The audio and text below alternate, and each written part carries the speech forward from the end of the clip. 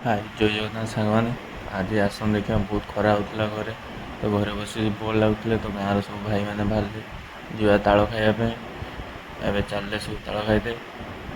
ତାପରେ ବାଟରେ ଯାଉ ଯାଉ ସବୁ ବାଳୁଙ୍ଗା ଦଳ କେମିତି ଚାଲିଛନ୍ତି, ଖରାରେ ତ ସବୁ କାମଧନ୍ଦା ନାହିଁ କାହାରି ଘରେ, ସବୁ ରାଇସ୍ ମାରିଲେ ଚାଲିଲେ।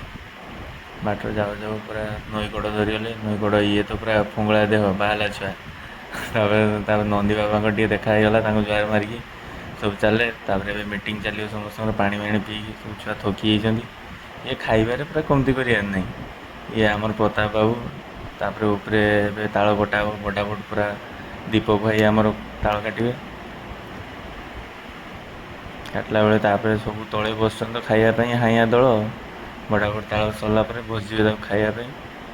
ପ୍ରବଳ କିନ୍ତୁ ତାଳ ହେଇଥିଲା ଆଜି, ଯେମିତି ଗରମ ବି କରୁଛୁ ତା ସହିତ ଏ ତାଳ, ବା ମଜା ଆସିଗଲା। ତାପରେ ତାଳ ସବୁ ତଳେ ପଡ଼ିଲେ, ତାଳ ଧରିକି ଚାଲିଲେ, ସବୁ ଖାଇତେ ବସୁଛନ୍ତି ଏବେ ତାଳ। ପୁରା ଗବୁଆ ଗୋଷ୍ଠୀ ଦଳ ସବୁ ପଳେଇ ଆସିଛନ୍ତି। ଖରାବେଳିଆ ଛୁଆ ଗୁଡ଼ା, କାମଧନ୍ଦା ନାହିଁ ଆଉ କିସ କରିବା।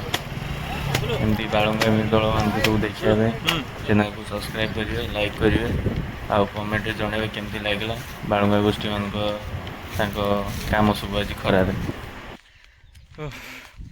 ହାଲତ ଖରାପ ପୁରା ହେଇଯାଇଛି। ଘରକୁ ଚାଲିଲେ ଏବେ, ପୁଣି ଦେଖାଯିବ କାଲି ବ୍ଲଗରେ।